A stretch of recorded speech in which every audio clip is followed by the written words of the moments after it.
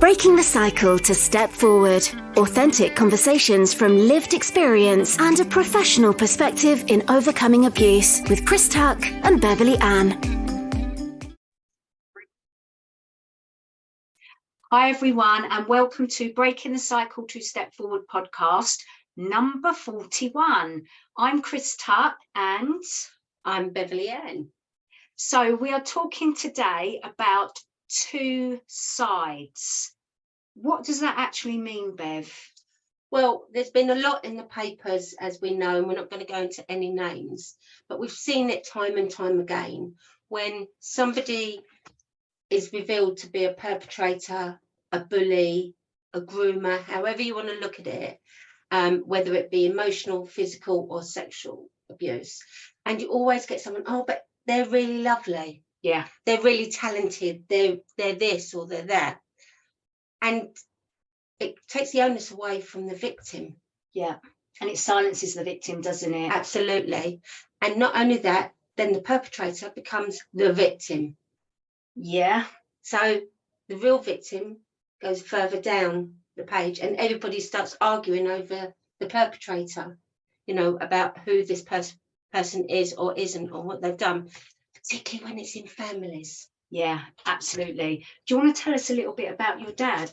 Yes, and that's where I'm going to share what it's like. My father was my abuser, what it's like, because there are two sides. So I'm going to start off with my dad as the man that, I am going to say it, and it's hard, the man I loved, which is my dad. So he was a very talented man. Mm-hmm. He always had jobs, and he had some good jobs. He worked for London Transport at one time. He worked in the hospitality industry. He was a heating engineer. He always had good work ethic. Very talented when it came to decorating the home. Yeah. And I remember when we were at home the second time between the age of 10 and 13, absolutely fascinated by what he was doing. So he made the kitchen out of nothing. He used MDF, right, painted it, made units, made drawers, and I've always found things like that fascinating. He was a well-read man. He would always be reading books. He loves music, Johnny Cash, lots of different people, and for years I couldn't listen to Johnny Cash because it was a trigger. Now, with a lot of support, I've come through that. But people to the outside as well, you know, obviously in some of his work clothes, he wouldn't necessarily look all dressed up. But when he went into the pub and he had his shirt and tie on, you know, he'd be really smart and he'd be, Alec, hello. And he'd buy the whole pub a drink. And everyone would think, fantastic, you know. So there's this man who was well liked, a worker, well respected by the sounds of it. Yes, and I found a card. He used to build gypsy caravans, right? And he used to do things out of matchsticks and kits, and he'd do it really well. And the patience, and it was fascinating to watch. And I'd forgotten about them. I won't lie. And then a couple of weeks ago, a member of the family brought them round, and this just sums up how well respected he was and how other people perceive someone, and they are at home abusing or they're at work abusing or whatever the situation is. There's two sides. Yes. So he'd made one of these caravans for a church, that's all I'm going to say, and there was this card. It says, thank you. And inside it says, to Mr. Cooper Thompson. Now, the first thing that triggered me there was I actually made a report against my dad when I was older, not when I was younger. And it was to the police and the NSPCC. And he was put on a perpetrators list as Alexander Cooper Thompson. But then he changed his name, and I hadn't realised until I saw this a couple of weeks ago that he's actually changed his name. Yeah. And that's why Della's law that people hear about, trying to get that changed in government, that you cannot change your name once you've been convicted of a crime of a sexual nature. But even questioned. Yeah. Because some perpetrators, they'll be questioned and it's not even got to court and they'll change their name. So it says, we hope that you enjoy this photograph. Your kind donation to our church maintenance was admired by so many. And the winner was a lady from Hastings who, like so many others, appreciated the wonderful workmanship that you had put into it on behalf of the Friends of said church. And I can understand. Yeah. I can understand that, because also, if you were to look at both my parents, both my mum and my dad, and there were 6 children, it was my dad outwardly who would come across as the most caring. He would be the one that he would come home and he'd unlock the larder so that we could get a sandwich to eat. He'd be the one who'd be taking us here and there, or buying on a Sunday a bar of chocolate to break up. It wouldn't be my mum doing that. And I defended him a lot as well, because I was getting his attention. And so you felt loved back then? By him, but yeah. not by my mum. Yeah. Even though the abuse was going on, that was something that was completely separate. Yeah. And also the fact that we had that's really interesting. We'll come back to that point. Yeah. Yeah. And even there he is in the pub, he's buying the pub a drink. Yeah. My mum's in the pub. And you know, all these people, Alec, you know, he's so funny. And yet at home we were in poverty, no gas, no electricity, no food. You've been neglected at home, wasn't you? Completely neglected. And sexually abused as well. Yeah. And the boys were physically abused. Yeah. So there was all of this going on behind closed doors, but the perpetrator outwardly is loved, liked, respected. And that's what we want to really bring home by Bev sharing her lived experiences with you all. Because that's the bit also that the message is always to me is you respect your parents. Yeah. You know, and I was in and out of care, and to be part of a normal family, I so wanted that, but I didn't want to leave care. No. Because there was this other side. Yeah. And this is what's really hard for people to comprehend. Yeah. You know, your child. Yeah. We all want to be loved and acknowledged by our parents. Yeah. My mum also had her own boyfriend, and it was very blatant about that, and we knew that. Wow. Yeah. The behaviour, when I think back, and I understand it now, was very sexualised. Yeah. So we like playing cards, and my dad had a pack of cards that I can now say were pornographic cards. Right. So it's the whole sexual kind of nature was so normalised within your household. Yeah. That you as a child, and we've spoken about this before, you as a child growing up wouldn't know any different. No. Because it was just your normal. Yeah. And if I could give you a complete different example, smoking. You know, player number 6, that's what I remember. Oh, Beverly, could you like me a cigarette? So at the age of 7, I would light a cigarette and give it to him. Yeah. Ironically, I'm not saying I've never smoked, but I've never been a big smoker. Yeah. There's so many parallels between mine and your story, I'm telling you. So I just want to share, you might laugh at this, cigarette thing. I saw my dad smoking a cigarette and I was just so enthralled about the red light at the end and the smoke that came out of it. Didn't know what it was, didn't know the damage it did to you or anything like that. That was my fixation, was this red light and this smoke.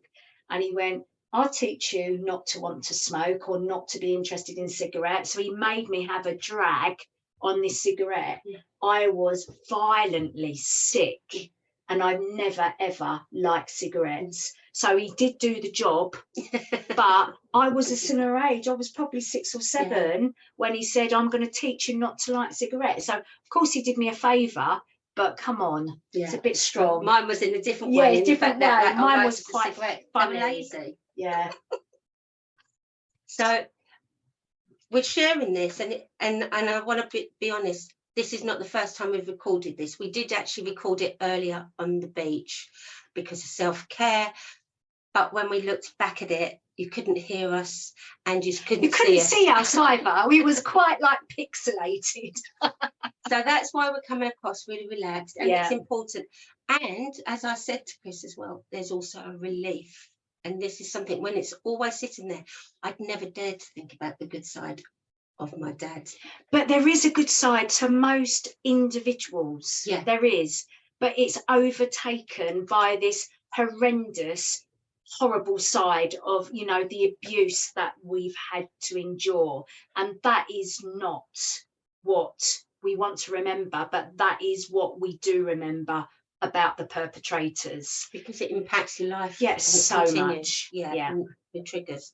So I'm sharing this to give an idea of how a perpetrator, a bully, a groomer, how they are, because I have my way of seeing things, and yet other people, I understand, you know, how could you have loved your dad when he was doing that to you? And actually that was just shut off. That was my way of coping. It was shut off because I wanted to be loved by my mum and my dad. Yeah. And my mum wasn't always able to give me that affection. Yeah. So I was getting it from my dad. Yeah. Not in a way that I necessarily wanted. No. And I remember being about 13, 14 when he bought me a pair of shoes that weren't black and that weren't sensible. They were multicoloured. Yeah. So now, looking back, they were probably disgusting. But at the time, it was like, wow. Yeah. I'm going back to I'm children's special. home. Yeah. So, Chris, would you like to share for everyone to understand what is the definition of grooming? Well, this was my definition, and there'll be several different definitions. But I just wanted to share that one point where you said, like, you almost shut the abuse off and away because you wanted the normal, natural relationship with your caregiver, your dad, which was love, care, nurture, attention, and that's what every child wants. But it's when that is violated, is when the damage is done and when the trust is broken. And then once you realise what it is that's happening, once you do, I took on the shame and the guilt. Yeah. So then I wanted to befriend him because I was like, if anybody found out what had been happening, so I took on the responsibility. Yeah, that's always the perpetrators. They want that to happen anyway, don't they? So it keeps you silent, unfortunately. So this is what I wrote during the week about grooming. A groomer grooms everyone around them, making it possible for them to enact the crime and get away with it for a long time. And in some people's eyes, it makes them doubt their guilt. The groomer is an upstanding member of the community. They are so likable. They do so much good. They could never do such a thing like commit a sexual crime against a child or young person. Could they? They can, but they think they can't. Those in positions of power know this and can often make anyone making a noise about it make the noise go away because they have the upper hand. A person in a position of power is anyone that has an imbalance of power and control over you. It could be your boss, a celebrity, your teacher, head of community, your mum or your dad or a friend of the family. Those thinking about making some noise are often fearful of repercussions and stay silent about it. But then they become complicit in that silence because they've not been an upstander. They've literally been a bystander or they've been part of the cover-up. Those that make a noise, i.e. speak up on behalf of other people, often feel the repercussions. No promotion, for example. They might get sacked. They might get cancelled. They might just get ignored. Isolated. And isolated. And I felt that myself. Yeah. So even though I've worked with some institutions that want to work with people with lived experience, when you do share what's gone on with you and you share what you think how you've been failed and how to correct that, you then shine a light on something that's not right or a person that's not in your mind responding in the right way, you then get silenced. And that is all part of the problem, guys.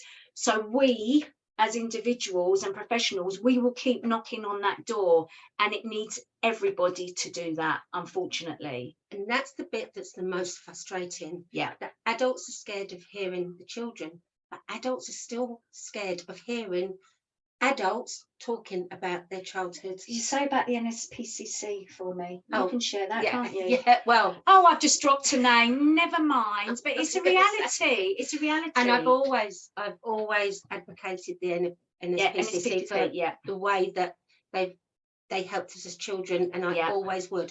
However, they did ask to use my story as a case study. Yeah. And I went through all the interview, etc., and it is extensive when you do that. And I was told by the legal department at the end of the day, we need you to change your name. And I was like, no, that's my story. I'm not changing my name. I don't mind if you don't use my surname, because protecting the rest of my... But you wanted to be recognised. Yeah, that's my name. Yeah. You can use my first name and my middle name. So obviously in respect to my siblings, their stories and their experience. And I was told they couldn't go ahead because in case they got sued. Yeah, litigation. My dad's dead. I know, but unfortunately the NSPCC they're not the only ones that do this, and you can understand from their perspective that they don't want to be litigated against, but at the same time, we are adults.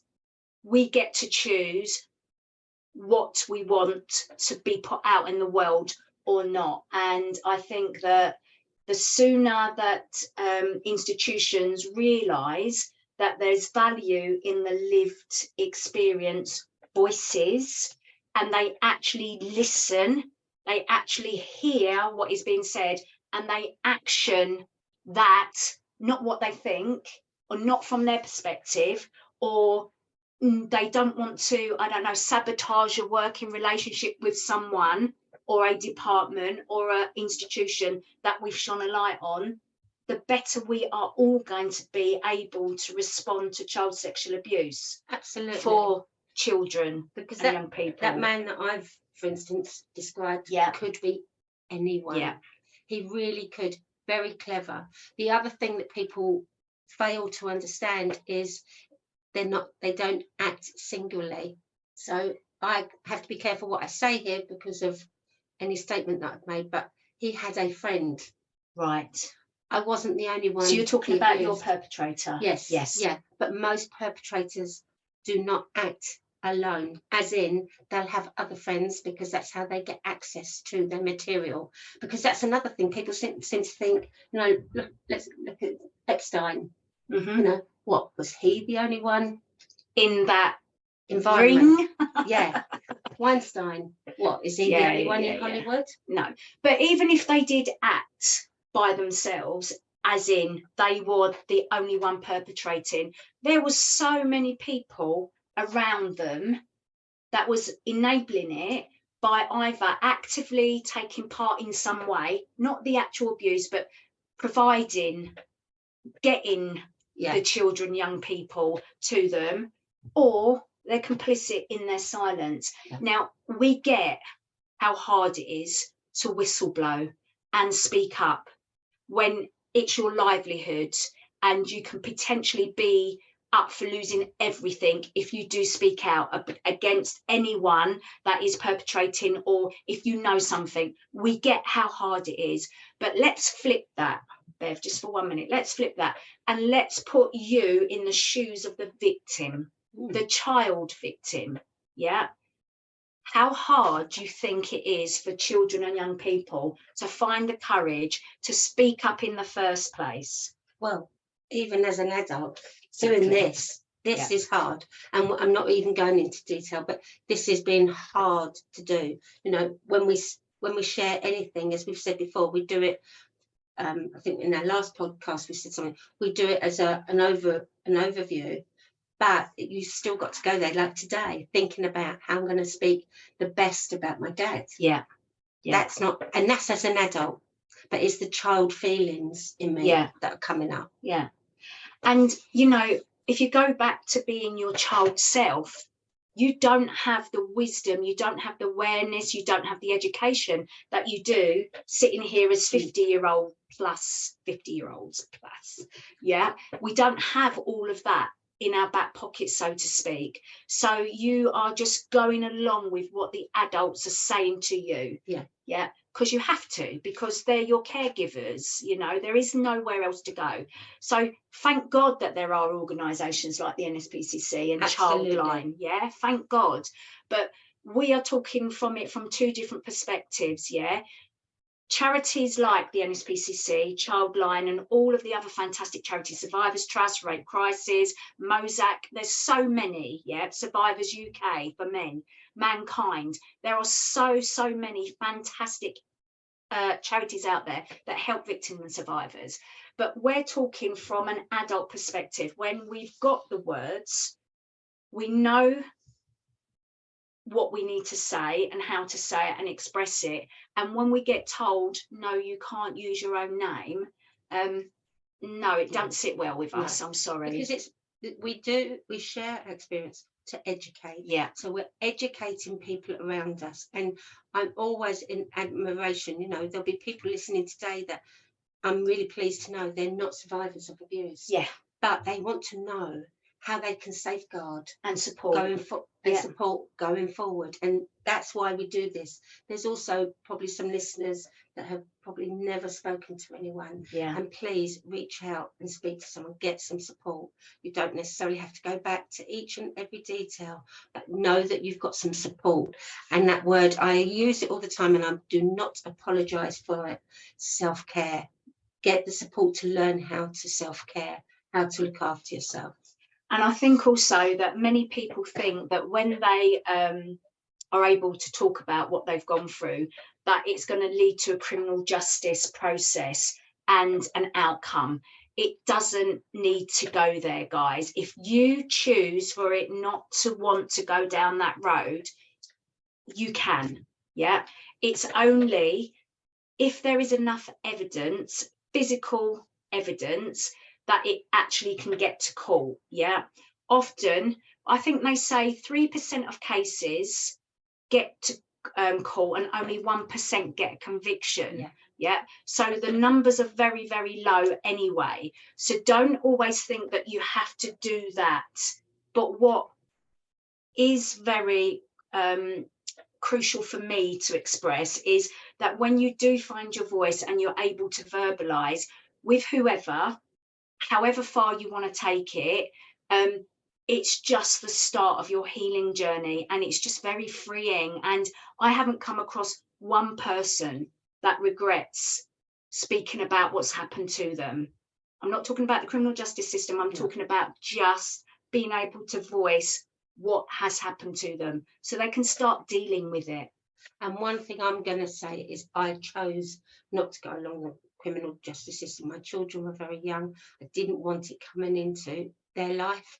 There were bits I didn't want to ever go back to again.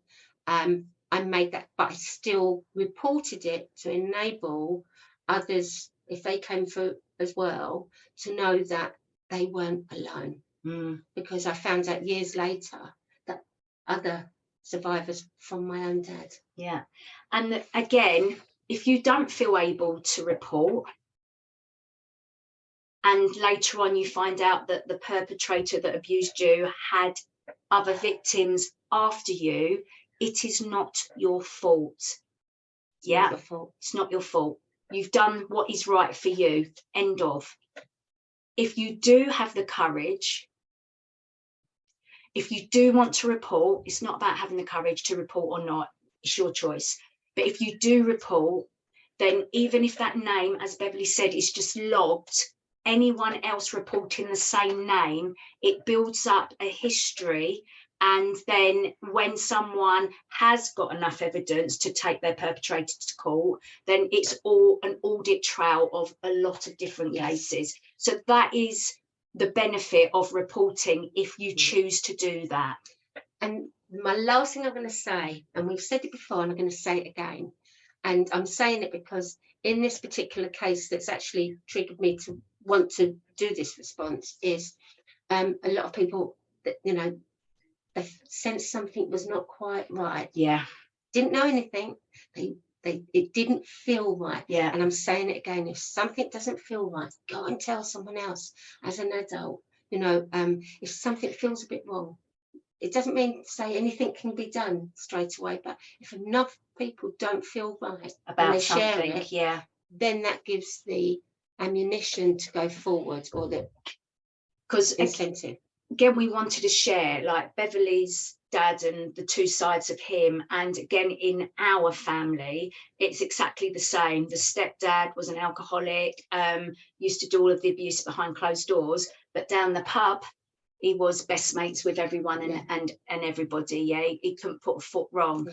Even though he didn't dress up and he smelled and he was just horrible. Yeah. Yeah, but again, the stepmom, she knew exactly how to run rings around the professionals. So again, like your household, ours was very neglectful, physical, mental abuse.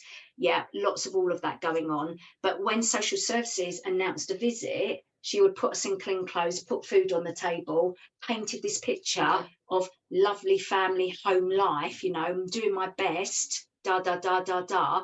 And then when social services took me away, particularly to a park, to ask me, tell me your side, and I told them the truth, this was all a show, you get told off for lying. You know. So it's just like, these people that abuse children and young people, they are very master manipulators. And we see it in adulthood, we see it in domestic violence.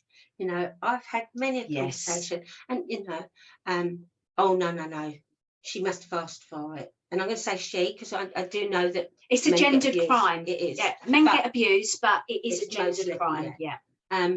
But he's so lovely. It's not about how lovely he is or how successful he is. Listen to what's being said. Yeah. Anyway, any last thoughts, Chris? You know, this is the second time we're recording this, so obviously the passion came out in the first. So the fact that we have now probably gone a bit deeper, but some of the emotions gone, I feel quite flat and I feel quite emotional, just because you know that grooming's going on right now, and you know that a child is being abused right now, and there's nothing you can do about it. No. Because we don't even know the child that may be being abused now. And it just breaks my heart because we know the impact. Yes. So if you are feeling something is not right, report it. So what if you're wrong? So what? If you're right, you're saving that child or young person from potentially years of abuse and a lifetime of impact. Absolutely. And I'm going to say, anybody listening, so as I said earlier, if you're listening because you're not a survivor, but you want to learn, you want to understand more, self-care is really important. Go for a walk. If you're a survivor yourself or a victim, you know, make sure you reach out to somebody for support. Please do. If you've got any questions, please email us, breakingthecycletostepforward@gmail.com. You can find us on Facebook. You can find us on IG, Instagram. Instagram, all podcast platforms, and YouTube. And any questions? Yes, because we are going to be having a monthly Q&A session. And what are we calling it? Just 5 minutes. Have you got 5 minutes? Have you got 5 minutes? Just want to ask you something. Yeah, and that's what we're going to be doing once a month. And we'll be happy to answer your question between us in the podcast, because trust me, if you've got a question to ask, there'll be somebody else that has a question. Is thinking it as well. Yeah. And we also want to put out there as well, we are genuinely wanting professionals to respond differently to child sexual abuse. So if you want to have Bev and I as part of your learning program, we'll be more than happy to discuss this with you. So please get in touch on that email. breakingthecycletostepforward@gmail.com. So until next time, everyone, take care and enjoy this lovely sunshine while it lasts.